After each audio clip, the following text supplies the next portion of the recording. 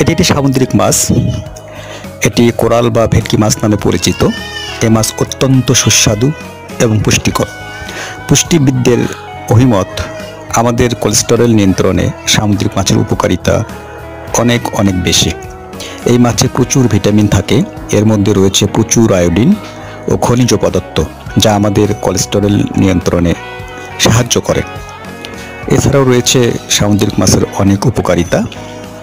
এই মাছ খেলে আমাদের হার্টের ঝুঁকি কমে এবং শরীরকে অনেক জটিল রোগ থেকে রক্ষা করে। এর জিঙ্ক ও আয়োডিন শরীরের রোগ প্রতিরোধ ক্ষমতা বৃদ্ধি করে।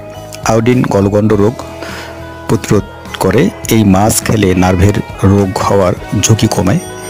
এতে হাত পায়ের অসাড়তা, হঠাৎ ক্লান্তি এবং মাংসপেশির কর্মক্ষমতা কমে যাওয়ার হাত থেকে রক্ষা করে। এটি সহজে হজমযোগ্য আমিষ।